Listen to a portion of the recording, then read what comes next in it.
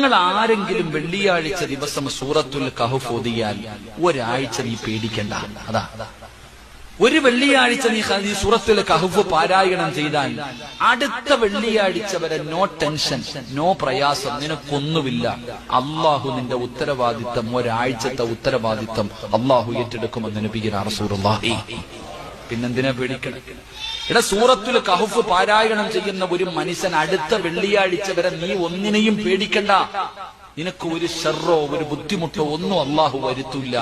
നിന്റെ ഉത്തരവാദിത്തം അള്ളാഹു ഏറ്റെടുത്തിരിക്കല്ലേ, പിന്നെ എന്തിനാ നീ പേടിക്കണേ? ഈ ലോകത്തിന്റെ അധിപനായ സമ്പത്ത് അള്ളാഹുടെ കയ്യിലില്ലേ? അധികാരം അള്ളാഹുടെ കയ്യിലില്ലേ? ഏത് രോഗത്തെയും ചികിത്സിക്കാൻ മരുന്നില്ലാതെ മാറ്റാൻ അള്ളാഹ്ക്ക് കഴിയില്ലേ? സർവ്വതും അള്ളാഹുടെ കയ്യിലല്ലേ ഉള്ള, പിന്നെ എന്തിനാ നീ പേടിക്കണേ?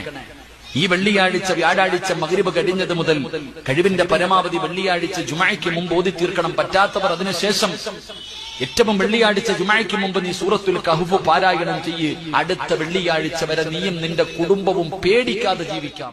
കഹ്ഫ് പാരായണം ചെയ്യുന്നവരുടെ ഉത്തരവാദിത്തം അല്ലാഹു ഏറ്റെടുക്കുമെന്ന് നബി മുഹമ്മദ് മുസ്തഫ സല്ലല്ലാഹു അലൈഹി വസല്ലമ തങ്ങൾ പറയുമ്പോ, മക്കളെ കുറിച്ച് പേടി വേണ്ട, ജോലിയെ കുറിച്ച് പേടി വേണ്ട, വരുമാനത്തെ കുറിച്ച് പേടി വേണ്ട, ആരോഗ്യത്തെ കുറിച്ച് പേടി വേണ്ട, സമാധാനത്തെ കുറിച്ച് ടെൻഷൻ വേണ്ട. എന്റെ പ്രിയപ്പെട്ടവരെ, ഒരാഴ്ചത്തെ നിന്റെ സർവകാര്യങ്ങളും അല്ലാഹു ഏറ്റെടുത്ത് നിനക്ക് സംരക്ഷണം നൽകി.